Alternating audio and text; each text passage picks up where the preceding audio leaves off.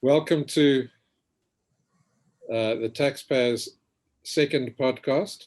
I'm sure we'll reach a stage, or at least I hope we'll reach a stage where we stop counting what number it is. But at number 2, we can still be perhaps be forgiven for doing that. I'm accompanied by Peter Dachs as last time, and he's accompanied by me. And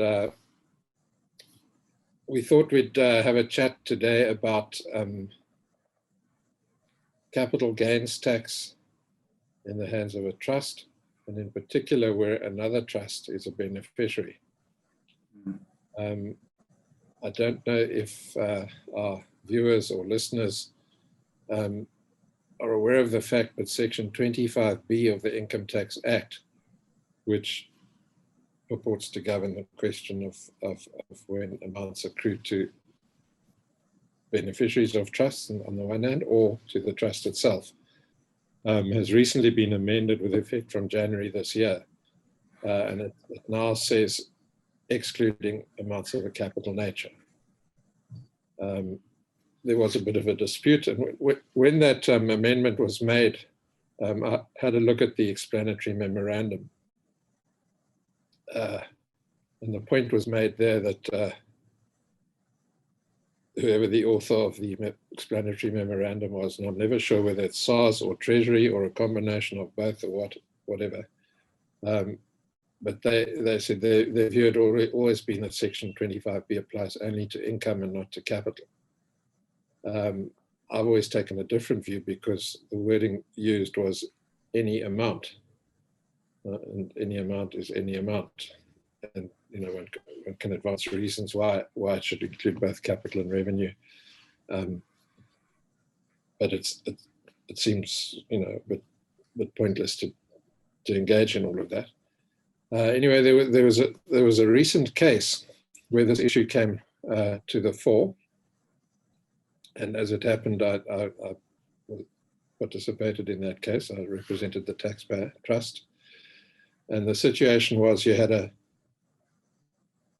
trust with a vested trust where the beneficiaries had vested rights to the income and the capital of the trust.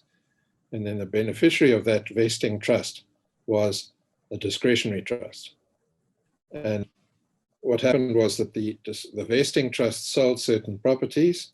The beneficiary trust, which was a discretionary trust, ipso facto became entitled to a share of the proceeds from the disposal of those capital assets. And in that same year, the trustees of the discretionary trust awarded the very same amounts to their beneficiaries, who were natural persons who were resident in South Africa. Just going back to the amendment to Section 25B, in the explanatory memorandum, which is why I mentioned it, the author, I have no idea who it is, said that some people take the view that this includes amounts of a capital nature. And then they said, there is no merit whatsoever in this suggestion. I've taken that view in public, so of course I take exception to that. They're saying that there's no merit in that. And writing in the Taxpayer in an editorial, I said, that sounds a bit schoolmasterish. One is accustomed to hearing judges say there's no merit in that submission.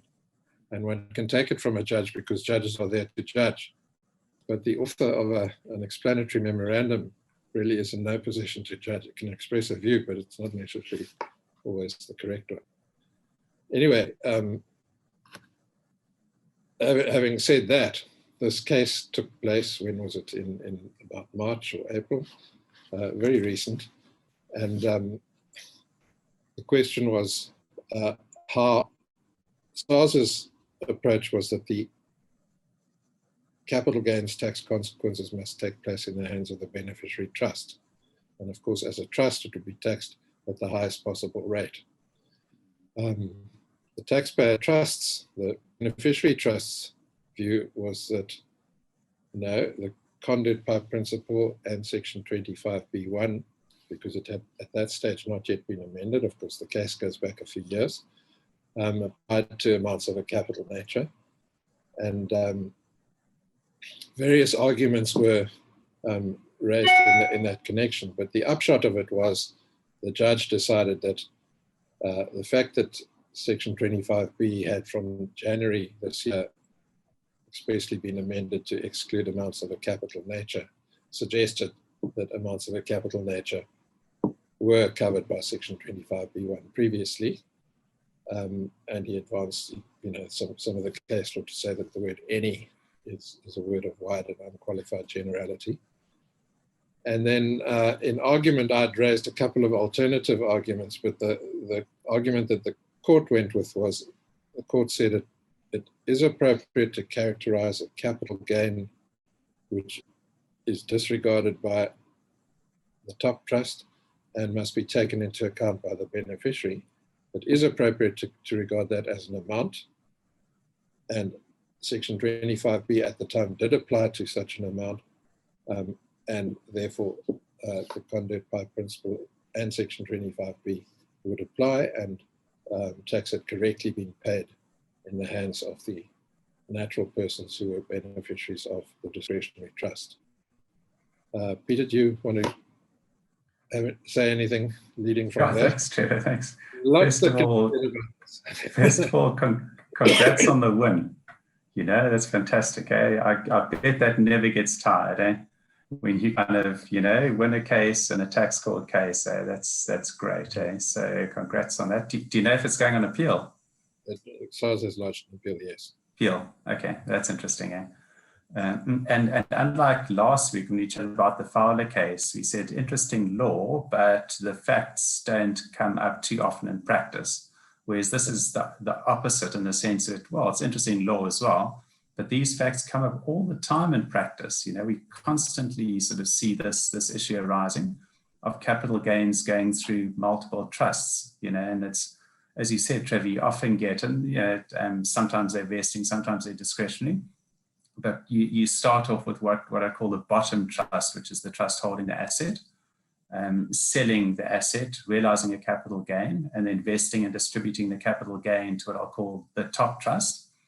And, as you mentioned, you talked about Section 25B, and then, of course, paragraph 80 in brackets 2 says in relation to the bottom trust that if it makes a capital gain and vests and distributes that capital gain to a resident beneficiary, then the capital gain then is taxed in the hands of that resident beneficiary. So to move it out of the top trust, the capital gain out of the top trust, you need, as you said, Section 25B to apply. And on that basis, it's almost a two-stringed argument, I guess. Paragraph 80 in brackets 2 says that the capital gain moves up from the bottom trust to the top trust. And then you need Section 25B to say, well, the capital gain is an amount, and the amount in terms of the conduit pipe principle, together with Section 25B, moves through to the individual beneficiaries. So it seems like it's a combination of those two arguments. And as you said, there's big difference in rates. It's 18% versus 36%, so it's quite meaningful. But as I say, it comes up often in practice. So, I think I don't know if you agree with my sort of summary of paragraph 80 in brackets 2. I think that's kind of how it works. Yeah. The one other argument that I raised was that if paragraph 82 applies to the trust which sells the asset and distributes the proceeds to its beneficiary, is it possible that paragraph 81 can apply to the other trust if it has now acquired an asset? Because it hasn't sold an asset, but it's acquired certainly a claim. And it's interesting to ask the question whether that is in fact an asset for CGT purposes or not. But if it is, then the awarding of that benefit to the trustees could be the distribution of an asset, the vesting of an asset in a trust, which is a disposal as defined in the 8th schedule. And that might be interesting because I see the court didn't go with that in your case, but that might be interesting, in terms of this new amendment where Section 25B no longer applies in relation to capital gains. So it'd be interesting to look at that paragraph 18 brackets 1 and see if that has application. Yeah. But I find that section 25B very interesting, whether it applies to capital gains, because it talks about any amount. So kind of superficially, when I thought about it, I thought, well, it came into effect in 1991. So you kind of think, well, what's the intention of the legislature in 1991? Did they intend amount to include a capital gain? And you could say, well, probably not, because there was no capital gains, it wasn't around. So amounts are sort of amounts of income. But then the waters got very muddied as time marched on and we got into the capital gains tax regime. And I was having a look at section 25B2 capital A, talks about amounts derived from capital gains or something to that effect. So suddenly the legislature is equating the word amounts with a capital gain in terms of their own provision, and it's part of section 25, so you kind of think, well, if you just read down in the same section, you've got a confluence between amount and capital gain that's been put in there by the legislature, and then you sort of read across to 25B capital A refers to capital gains of collective investment schemes.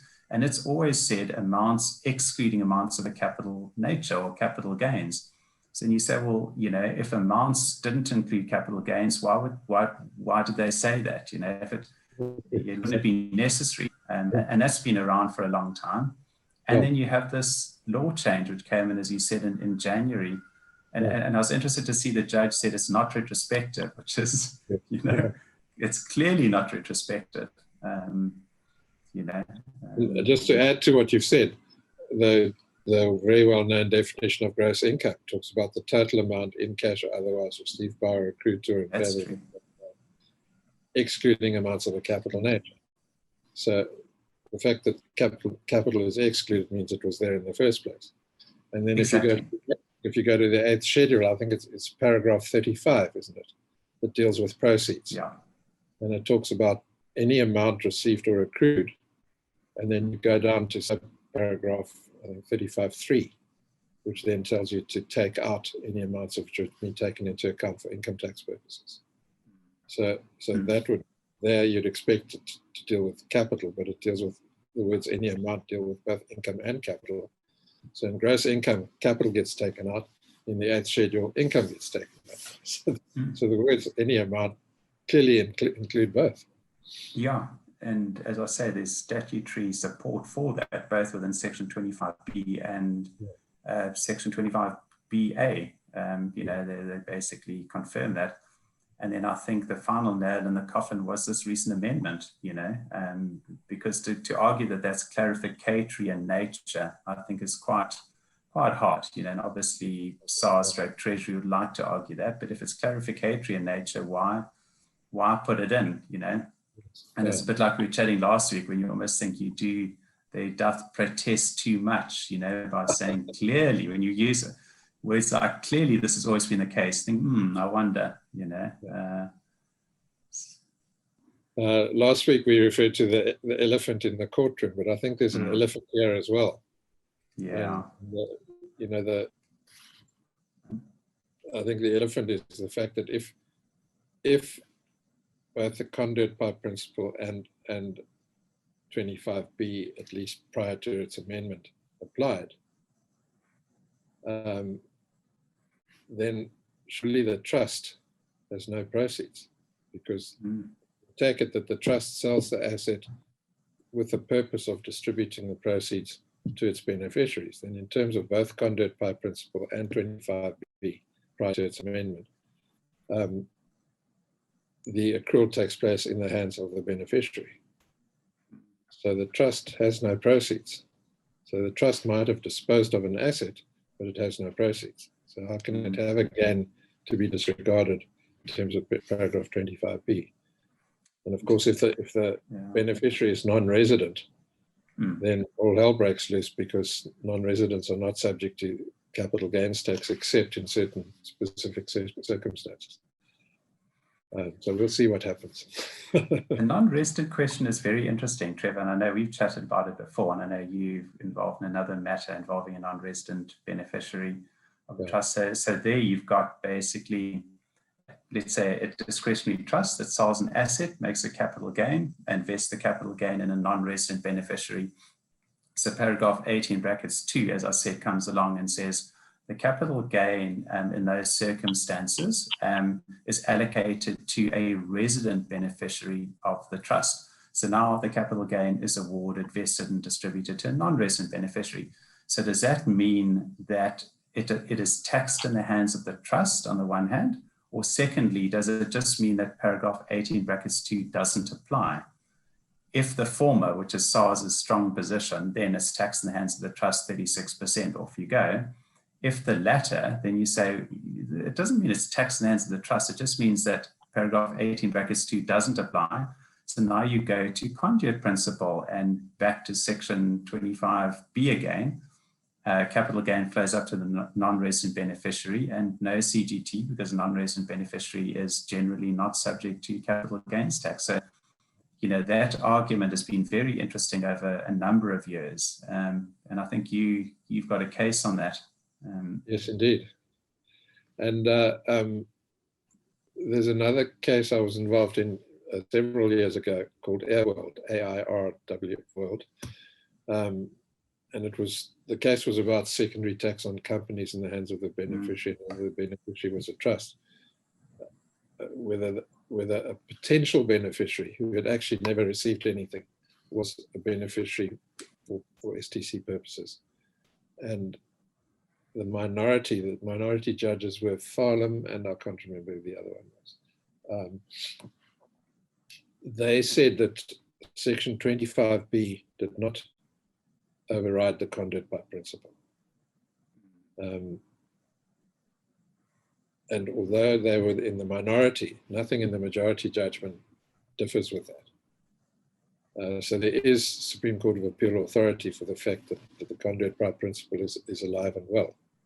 And Judge Wright, in this recent case, he referred to that as well. He referred to Rosen's case and Armstrong's case. So that argument is still available, even though section 25B1 has been amended to make it not applicable to amounts of a capital nature. That's interesting, yeah. Well, but that amendment will help your case in respect to the non-resident beneficiary again, you know, because it's not retrospective and it looks very much as though amounts prior to the amendment included capital gains.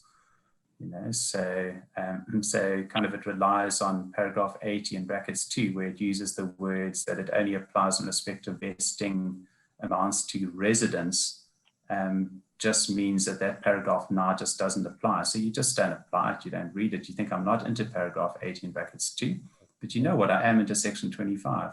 You know? So, and if you just think, let's say that trustees are terminating a trust and they sell assets and they make an award to the beneficiaries. The award could be comprised of interest and dividends and rental income and amounts of a capital nature. And they just award one composite lump sum made up of all these different things to the beneficiaries.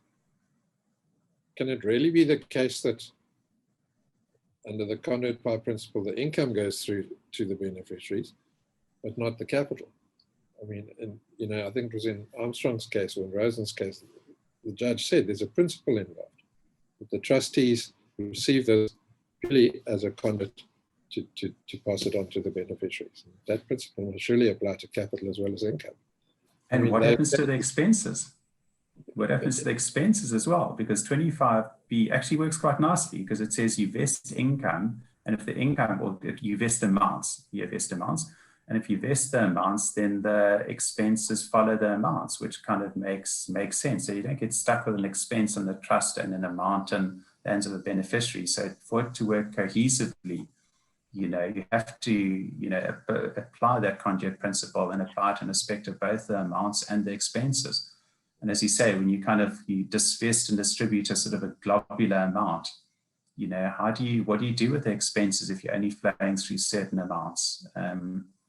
You know, as you said, there's a principle at stake. In practice, trustees vest net amounts. And that's exactly. all That's all they can distribute because exactly. They get in trouble if they vested the gross amount. So that's exactly right. Yeah.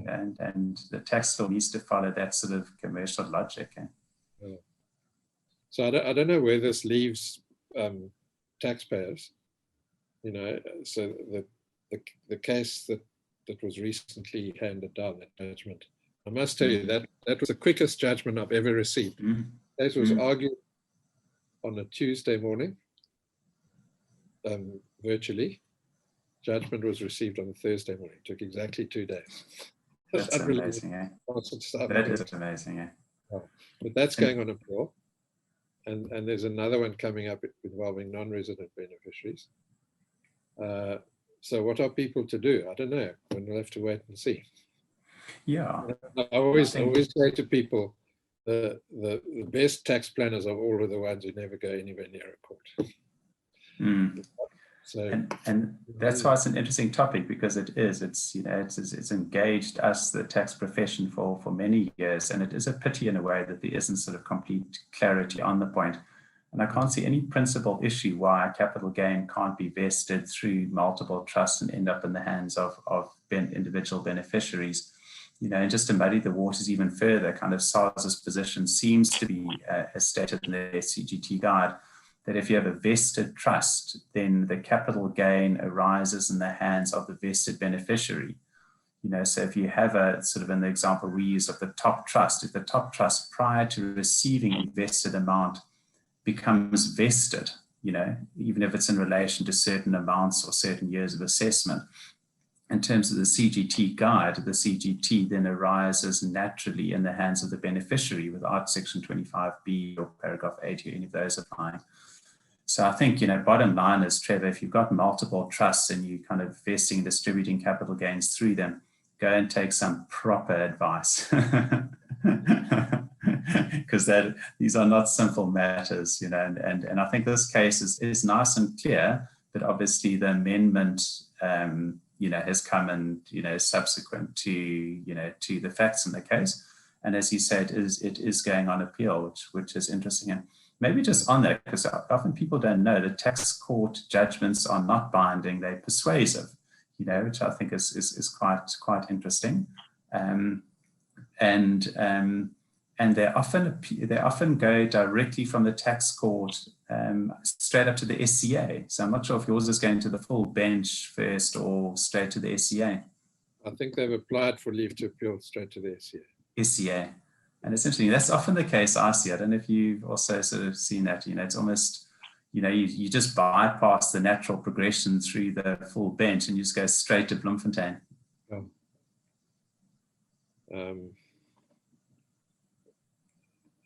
Something which is literally outside of our topic for today, but seems to make sense to me to mention it. There have been 2 tax cases where leave to appeal to the Constitutional Court was granted, both dealing with Section 24C. 24C. From Tax Act. One was Big G, and then the other one was the Clicks case. I got a judgment in a matter. I won't mention the name of the parties, even though it's in the public domain. It was to Vest Financial Services. It's public knowledge, and with great respect, let me just say we're very disappointed with the judgment. And it looks like we're going to make an application to go to the Constitutional Court. So I suspect that will become almost a pattern. Obviously there have to be special reasons why the Constitutional Court should find that it has jurisdiction, that it's important enough, etc. But I think in this particular case, the court didn't deal with all of our arguments, but relied on a subcommittee of the CATS Commission and the explanatory memorandum when financial services were made subject to VAT to the extent that a commission or a fee is charged. And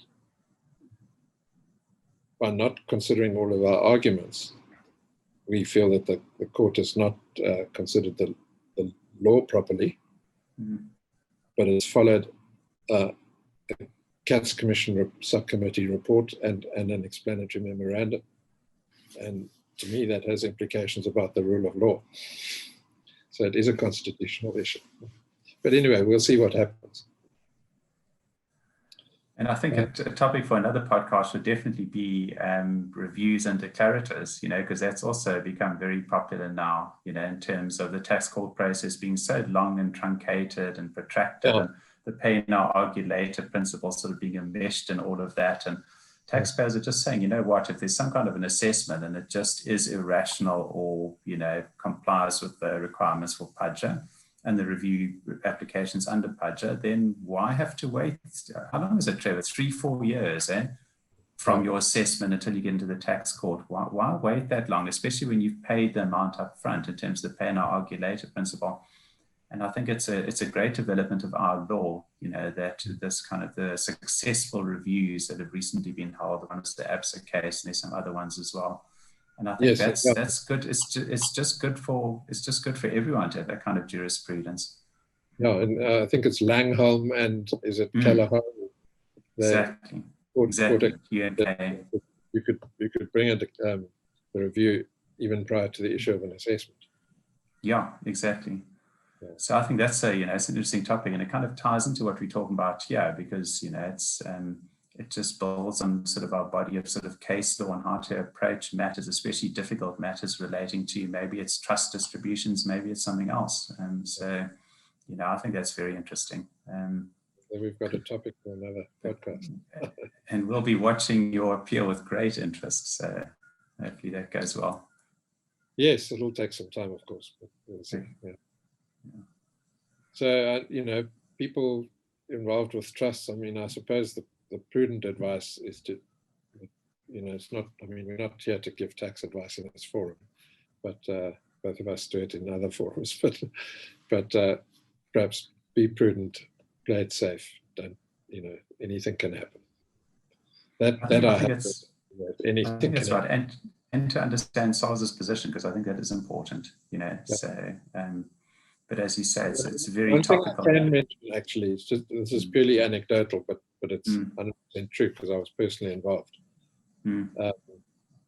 I went with the late Barry Kroom of your firm to see the legal people in Pretoria pursuant to an actual case where I was acting pro amico for an old varsity friend of mine. And on this exact issue, non-resident beneficiary of a trust. And I mentioned to them that I was aware of one case where SARS actually conceded the point. And they then mentioned that there were 2 other cases like that. And they also said that opinion within SARS is divided on the point. I'm not quoting anyone. I hope I'm not speaking out of turn. So, even within SARS, although, the people who speak for SARS now do take one line, there